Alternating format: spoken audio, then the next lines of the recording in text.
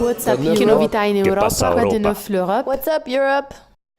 On est plus chaud que le climat. Vous avez peut-être entendu cette phrase scandée dans vos rues ces dernières semaines, alors que la mobilisation citoyenne pour lutter contre le changement climatique se fait de plus en plus pressante.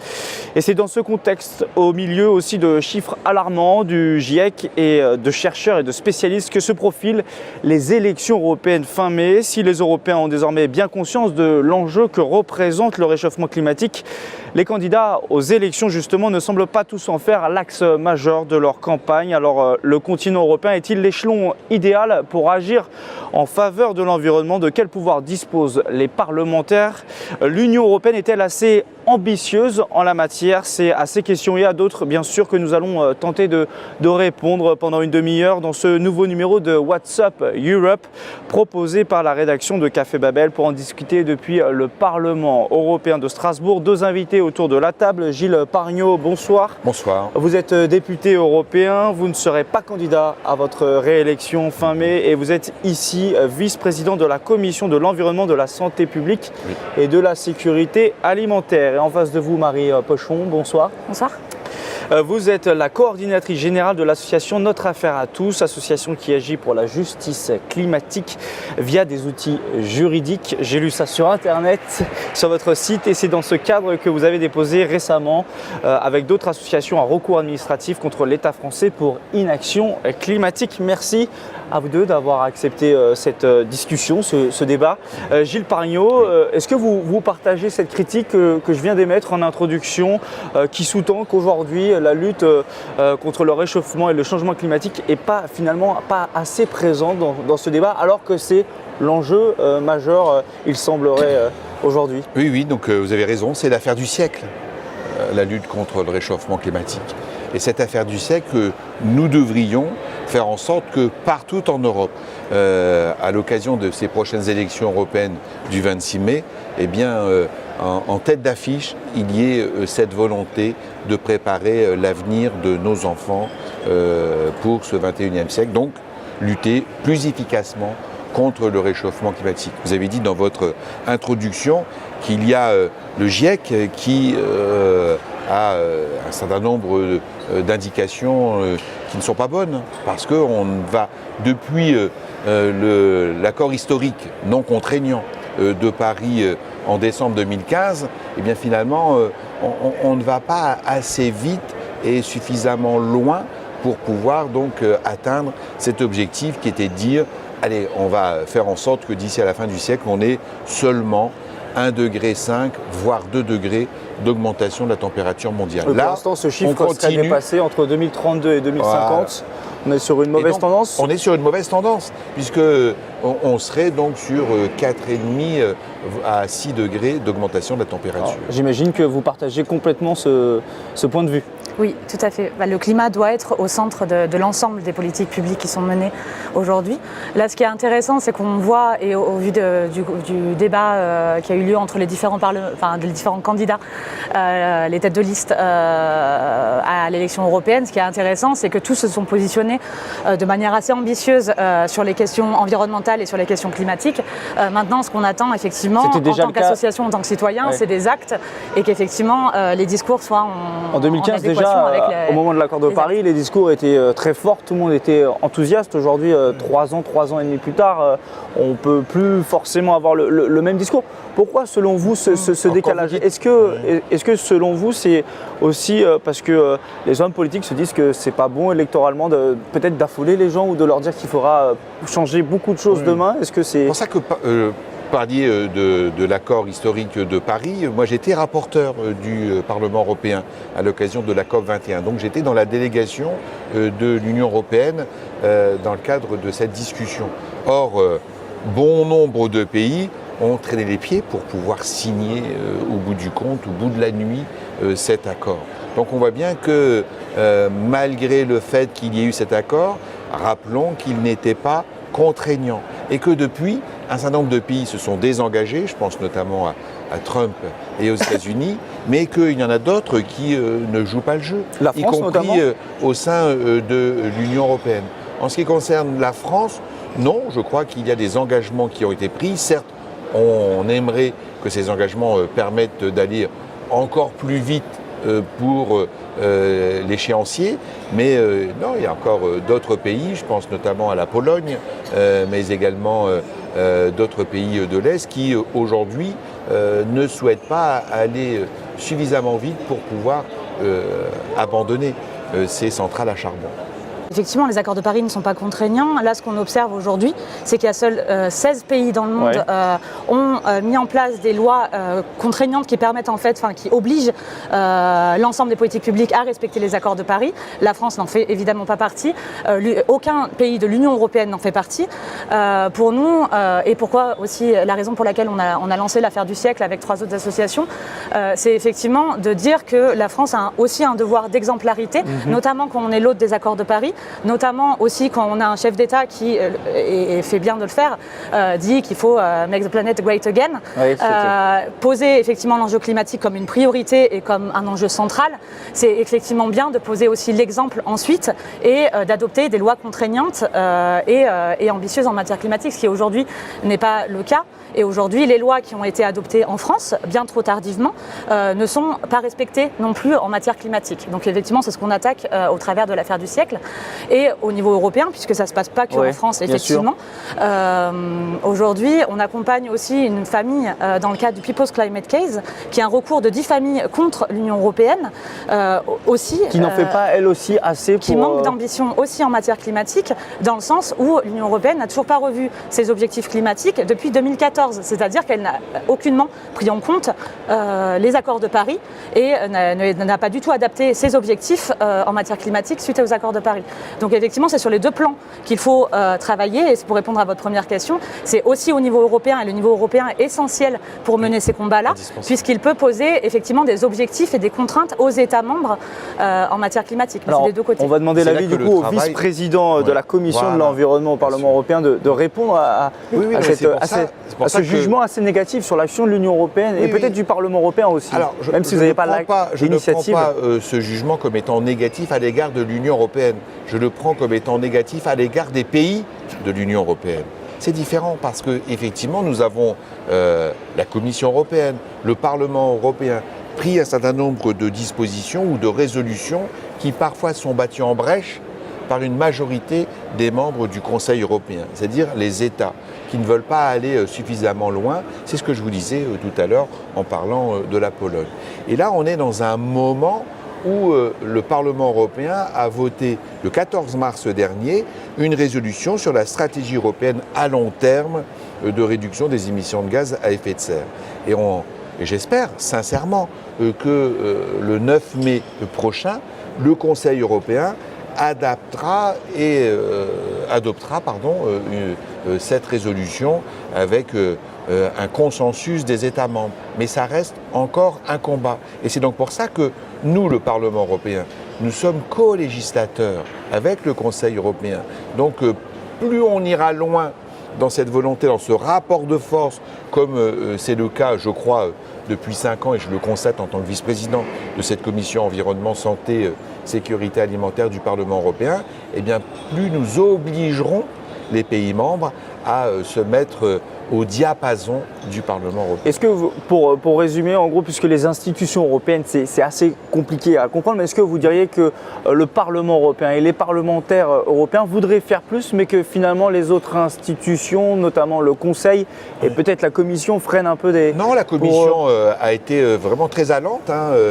J'étais encore ce matin en relation avec le commissaire Cañete à l'énergie et au réchauffement climatique, et nous avons travailler avec lui, avec la DG Énergie, de M. Ristori, en plein accord depuis 5 ans. Mais on le voit à chaque fois, c'est le Conseil européen qui traîne les pieds et qui parfois ne va pas suffisamment loin. Donc nous devons, en tant que co-législateur, faire en sorte que ce co-législateur que représente le Conseil européen puisse aussi prendre pleinement sa place dans cette lutte contre le réchauffement climatique. Globalement, encore sur le Parlement européen, est-ce que vos collègues ont compris l'urgence écologique, notamment à l'espace de 5 ans, ou est-ce que, comme aux États-Unis, on évoquait la question, il y a des climato-sceptiques en Europe, ou alors finalement tout le monde se met en mouvement. Je vais vous donner un chiffre. Le 14 mai, on a adopté 369 voix pour, 116 voix contre et 40 abstentions. Donc on voit bien qu'il y a une large majorité pour l'adoption de cette résolution. Donc il ne faudrait pas que les climato-sceptiques viennent en trop grand nombre au mois de mai prochain, les élections européennes du 26 mai. Donc c'est aussi, je crois, le moment, en ce qui nous concerne, moi je ne suis plus candidat, mais je soutiens une liste qui m'apparaît comme étant très pro-européenne et très favorable à cette lutte contre le changement climatique. Eh bien, il faut absolument que les électrices et les électeurs, le 26 mai, disent « je vais voter pour des listes qui mettent cette lutte contre le réchauffement climatique au cœur de leur projet. » D'ailleurs, alors vous m'arrêtez sur les chiffres qui sont aujourd'hui, on va dire, inscrits dans le marbre pour l'Union européenne, des objectifs qualifiés d'ambitieux. C'est à l'horizon 2030, c'est réduire les émissions de gaz à effet de serre de l'Union européenne de 40% par rapport à 1990, augmenter la production d'énergie renouvelable de 27% et améliorer son efficacité énergétique de 27%. Ça, ce sont pour les chiffres. Je voudrais avoir votre réaction sur ce qui a été dit sur ces partis, on va dire plutôt peut-être critiques par rapport aux politiques environnementales ou pas aussi porteurs de messages d'espoir que sont les partis conservateurs ou plutôt d'extrême droite en Europe. Est-ce que vous craignez qu'avec les prochaines élections, il y ait une entrée importante de ces eurodéputés et que finalement le sujet climatique soit mis de côté ou pas en tout cas mis en avant comme pourrait l'être le sujet migratoire ou avec ces nouveaux eurodéputés? Non, bien sûr, mais ça c'est comme tout le monde. La crainte du populisme, elle est réelle. Oui, je m'attends aussi à une vague qui peut être extrêmement néfaste pour le projet européen, tout comme pour la question environnementale. Ce qu'on constate, c'est que souvent ça va ensemble en réalité. La défense de l'environnement, la défense du climat, la défense de nos droits face au changement climatique, face aux dégradations environnementales, ce sont toujours les plus faibles aussi qui sont affectés par ces dégradations environnementales et par le changement climatique. En réalité, on parle d'un projet de démocratie, un projet de société de manière globale. Protéger le climat, c'est nous protéger nous, et en fait protéger la démocratie et la société telle qu'on la connaît. Donc en réalité, oui, ça va ensemble, et bien entendu que porter aujourd'hui le sujet climat et le porter au centre de l'ensemble des politiques publiques, c'est aussi c'est porter un projet de société global. Est-ce que le message qui ne passe pas aussi peut-être parfois, c'est d'expliquer que par exemple les problèmes migratoires que probablement l'Europe va connaître d'ici 15 ou 20 ans, c'est du fait du réchauffement climatique? Est-ce qu'il n'y a pas cette inversion qui est nécessaire? Montrer que le réchauffement climatique et les problèmes climatiques, c'est transversal et que ce n'est pas le problème migratoire de la sécurité ou autre, mais c'est d'abord climatique et ensuite le reste pourrait éventuellement suivre. Bien sûr, après je ne sais pas s'il faut parler du problème migratoire ou s'il faut associer le changement climatique et des catastrophes environnementales avec des migrants qui arriveraient par millions. Je ne sais pas si c'est la bonne image à donner, mais en fait ce qu'il faut se dire, c'est que le changement climatique est en train de remettre en cause l'ensemble des fondements de nos sociétés. Donc aujourd'hui on le sent très peu, nous, et on est plutôt protégé par rapport à ça. Il y a la capitale du Mozambique vient d'être détruite presque entièrement à cause d'une catastrophe naturelle. Et donc ça on voit des événements absolument partout, ça fait des déplacés. Mais même en France, aujourd'hui, on voit des déplacés environnementaux de gens qui ne peuvent plus. Nous, on a la famille justement française qu'on accompagne dans le cadre du recours face aux institutions européennes, est une famille de lavandiculteurs qui aujourd'hui ne peut plus vivre de la culture de la lavande en Provence parce qu'il n'y a plus d'eau. Et ils font face aux sécheresses, aux vagues de chaleur. Et aujourd'hui, s'ils veulent continuer à cultiver de la lavande et passer ça aux futures générations, ils vont être obligés de monter dans le nord. Et donc de plus en plus, et on voit la carte des vins qui se déplace, on voit la carte pour les professions du tourisme, etc. Tout est en train de bouger. On pourra faire du vin dans le nord de la France bientôt. Oui, et on peut voir ça comme quelque chose de risible ou quelque chose d'intéressant. Mais en réalité, d'ici 2050-2100, dans le nord de la France, il fera le climat espagnol. Il va y avoir des atteintes graves aux droits fondamentaux. Et ça, on ne le sait pas forcément. C'est vrai qu'on a cette image un peu qui des problématiques d'immersion pour les villes côtières. Donc il faut se protéger, et nous, dans le sens dans lequel on porte notre combat à notre affaire à tous, nous ce qu'on dit, c'est que le progressisme et la manière aujourd'hui, la direction que doit prendre l'histoire aujourd'hui, c'est vers l'extension des droits. Et c'est pour ça que bien sûr que notre combat il est opposé à celui des populistes ou des listes d'extrême droite par exemple, face au projet européen, parce que bien entendu que nous, on est pour une extension des droits, c'est-à-dire créer une protection environnementale, comme la protection sociale qu'on a aujourd'hui dans le cadre du droit du travail, etc. Aujourd'hui, face au changement climatique, il faut pouvoir protéger les gens et on doit créer cette protection environnementale.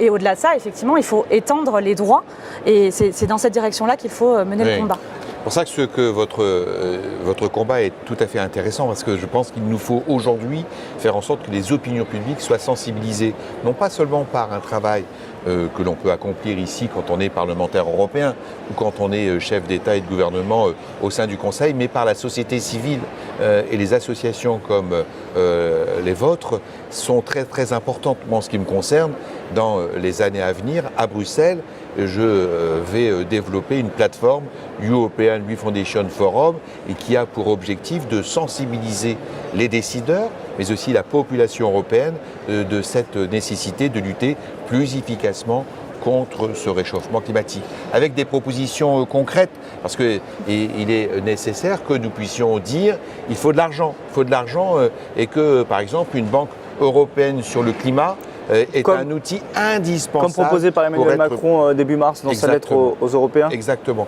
Comme d'ailleurs il propose, et nous l'avons voté dans notre résolution, d'avoir une société décarbonée dès 2050. Je pense que c'est aussi très important d'avoir cet objectif politique majeur. Vous parliez de toute cette mobilisation qui se fait en ce moment. Vous en êtes la preuve avec votre association. Il y a aussi ces jeunes qui manifestent beaucoup. Ouais. Ces jeunes, alors ils ne vous visent pas vous personnellement, mais vous en tant qu'homme politique, qui vous disent vous n'avez pas assez agi, vous n'agissez pas assez. Qu'est-ce que vous comment vous analysez ça? Comment vous le percevez? Peut-être à titre personnel Moi, je le perçois comme étant une blessure. Quand vous passez 10 ans au Parlement européen dans ces combats à Copenhague en décembre 2009, où nous avons eu un constat d'échec, puis en 2015 avec l'accord non contraignant de Paris, mais aussi les insuffisances. Donc je me dis, en tant que député européen, je pense que nous avons un bilan qui n'est pas négligeable, et en même temps il faut qu'on aille beaucoup plus loin. Et il faut que toutes ces synergies, nous puissions les développer ensemble. Alors sur cette mobilisation citoyenne, je vous propose de regarder cette courte vidéo préparée par la rédaction de Café Babel et qui évoque notamment la situation en Belgique. Over the past few months, people in Belgium and all over Europe have been asking for climate justice. There were even more than 30,000 people marching for the climate in Brussels' last global climate strike on March 15. But our politicians don't seem to care.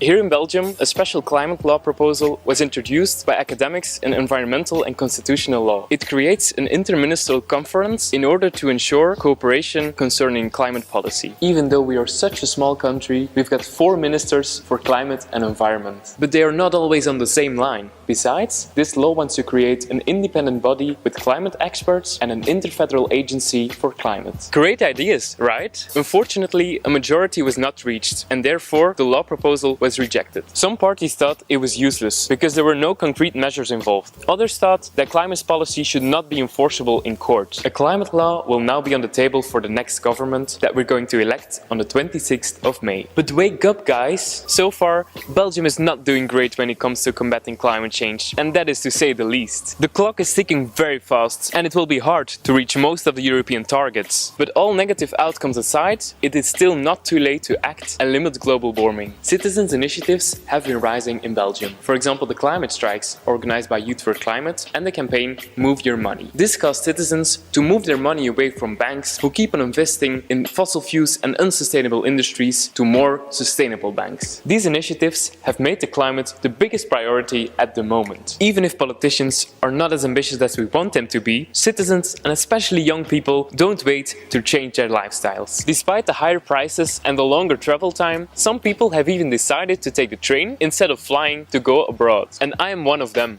2 weeks ago, I've been to Romania for a youth conference. It took me 30 hours, while by plane it would have been 3. It's always a nice way to finish your book on such a long trip. So, acting for climate change, not so complicated, right?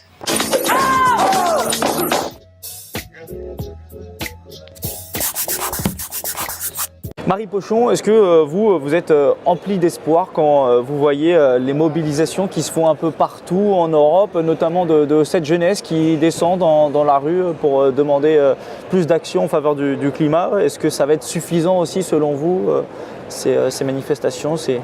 Alors oui, bien sûr, c'est porteur d'espoir, c'est beau et c'est les plus grandes mobilisations qu'on ait vues de l'histoire en matière climatique, que ce soit la pétition effectivement qui vient en soutien à l'affaire du siècle, qui a rassemblé plus de 2 millions de signataires, que ce soit les mobilisations de la jeunesse le 15 mars dernier qui ont rassemblé 1 400 000 jeunes partout dans le monde. Donc oui, c'est porteur d'espoir. D'un côté, c'est aussi porteur d'un échec des politiques publiques. Moi, ce que j'entends, c'est effectivement une volonté de la part de nos gouvernants, que ce soit en France ou au niveau européen, d'agir. Mais qu'est-ce qui empêche aujourd'hui le gouvernement français, par exemple, de prendre des mesures coercitives et contraignantes en matière climatique, et notamment pour respecter l'accord de Paris? Français ? Je pense qu'il y a un fort rôle, parce qu'aujourd'hui il y a un accompagnement de la société civile et on ne peut plus se dédouaner sur le fait que les citoyens ne seraient pas prêts. On sent que les citoyens sont prêts et veulent agir. Aujourd'hui, la préoccupation environnementale est une des premières pour les Français. Donc on sent déjà ça grâce aux mobilisations citoyennes qui sont portées. Même pour les Européens. Parce que les eurobaromètres confirment que l'action, la problématique climatique est aujourd'hui la problématique principale ou l'une des principales. Donc, juste pour finir, et du coup, effectivement, la société civile montre qu'elle est prête et qu'elle veut de l'action. Les jeunes du monde entier le montrent. Aujourd'hui, ce qui semble bloquer, c'est effectivement peut-être la place des lobbies, ou des lobbies privés et des intérêts privés dans les négociations, dans la mise en place de réelles mesures. Aujourd'hui, ce qu'on voit encore aujourd'hui, et notamment en France, c'est 12 milliards d'investissements dans les énergies fossiles et au niveau européen, toujours des investissements qui vont dans le sens de projets de gazoducs, de projets fossiles. Aujourd'hui, bien entendu qu'il faut des investissements massifs dans la transition énergétique et il faut des investissements massifs dans le domaine des transports, dans l'agriculture et dans un bon nombre de domaines qui concernent l'environnement. Par contre, il faut aller aussi chercher l'argent parce qu'effectivement, il y a besoin d'argent pour ces investissements massifs. Ça ne doit pas se faire sur le dos des contribuables et notamment des plus précaires, comme ça a pu être proposé au travers de la taxe carbone. Et ça doit être fait au travers peut-être du désinvestissement immédiat de ces énergies qui, on le sait, sont en train de détruire notre planète. Il y a de l'argent aujourd'hui, Gilles Parignaud, en Europe pour investir, parce qu'on nous dit souvent expliquer les 4 propositions que nous faisons dans le cadre de notre plateforme European Youth Foundation for Europe. Car c'est un échec des politiques publiques, comme vous disiez fort justement. Donc prenons ces politiques publiques à l'échelle comme il le faut. C'est-à-dire c'est au niveau européen et non pas seulement au niveau des politiques nationales que nous réussirons à avoir ce rapport de force des plus importants. Premièrement, en créant cette Banque européenne du climat pour utiliser l'argent créé par la Banque centrale européenne.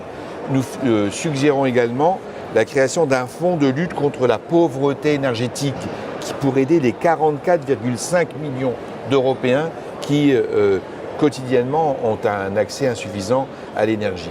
Troisième proposition que nous faisons, c'est faire en sorte qu'on arrête de subventionner les énergies fossiles à l'échelle européenne. C'est 112 milliards d'euros par an pour ces financements. Donc je pense qu'il est très important qu'on inverse la tendance. Et puis la quatrième proposition, c'est instaurer une taxe carbone aux frontières de l'Union européenne. Donc c'est le retour de la taxe carbone, mais élargie à l'Union européenne. Donc, parce que vous le faites aux frontières de l'Union européenne. Vous y croyez, par exemple, face à ceux qui ne respectent pas l'accord de Paris. Vous pensez que les pays européens pourraient vous rejoindre sur cette thématique-là, quand on voit que c'est très compliqué sur d'autres sujets où il faut l'aval de tous? Est-ce que vous pensez que non, là, on n'est pas en matière de...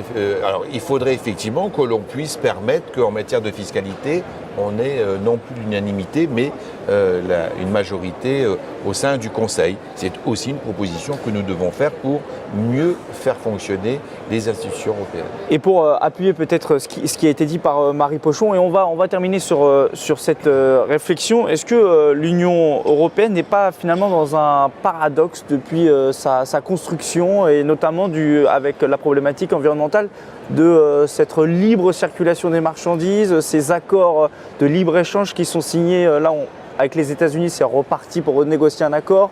et avec le Canada, avec le Japon.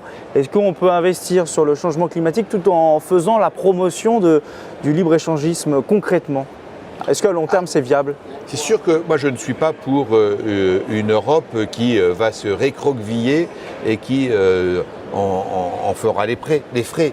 Là aussi, nous sommes dans une société mondialisée, donc il est important que nous puissions avoir ces échanges qui puissent se développer. Et en même temps, donc, il faut développer des politiques de protection, parce que en ce qui me concerne, par exemple, je ne suis pas contre le fait d'avoir un accord avec les États-Unis en matière de libre-échange. Par contre, je suis contre le fait d'avoir un accord avec les États-Unis parce que les États-Unis ne respectent pas les engagements pris par...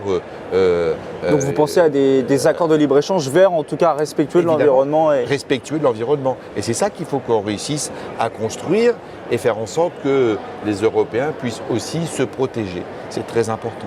Marie Pochon, pour conclure là-dessus, sur ce paradoxe que je soulevais, mais qui ne l'est peut-être pas finalement. Non, c'est vrai. Pour nous, effectivement, la lutte environnementale et climatique va avec le refus de ces accords de libre-échange débridés et qui sans respect de normes environnementales ou de respect des droits humains d'ailleurs.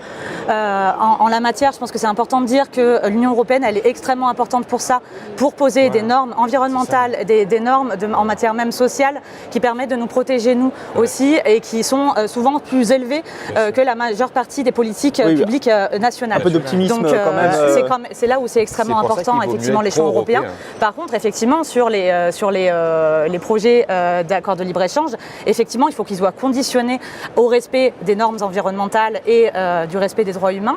Là, aujourd'hui, effectivement, on entend le président Macron qui effectivement dit qu'il va refuser de... Il s'est opposé officiellement à la reprise des négociations, mais elles vont quand même débuter. Qui est un peu un double jeu, puisque dans tous les cas, c'est un vote à la majorité qualifiée, donc dans tous les cas, l'accord passera normalement. Et au-delà de ça, la France, comme je le disais au début, ne respecte pas elle-même les accords de Paris. Donc, ça devient compliqué de faire du commerce avec quiconque au sein de l'Union européenne ou même avec nous-mêmes dans ce cadre-là. Donc, c'est assez compliqué. Non, mais pour conclure, je vous voyais... Non, mais je ne veux pas polémiquer parce que je pense qu'on respecte, si on a la France, les accords de Paris, même si il faut être vigilant pour que l'échéancier soit peut-être plus rapide que ce qui a été prévu, premièrement. Deuxièmement, Emmanuel Macron a dit non à cet accord avec les États-Unis au sein du Conseil. Alors après, donc, il y a effectivement une majorité à l'intérieur de ce Conseil, mais il ne s'agit pas d'un double jeu. Il s'agit de sa part d'une volonté. Pour l'instant, nous ne sommes pas majoritaires dans cette volonté au sein du Conseil européen, mais c'est la loi de la démocratie. Et donc, à charge pour nous de continuer à vouloir permettre, effectivement, parce qu'on n'est pas encore arrivé au bout du bout, à permettre à ce que des accords avec les États-Unis soient respectueux de ce que nous partageons ensemble, le respect de l'environnement. Je ne vais pas vous faire réagir parce que sinon ça pourrait durer, je pense, très très longtemps encore. Merci, ça sera du coup le mot de la fin. Merci à vous deux d'avoir participé à cette émission, Marie Pochon et Gilles Pargnaud. Pensez à consulter le site internet de Café Babel, cafébabel.com, pour continuer à vous informer et vous forger un avis sur l'Europe en vue des élections européennes du 26 mai. Les vidéos sont à retrouver sur notre chaîne YouTube. Enfin, merci aussi aux équipes techniques du Parlement européen pour la réalisation de cette émission. Merci à tous et à bientôt.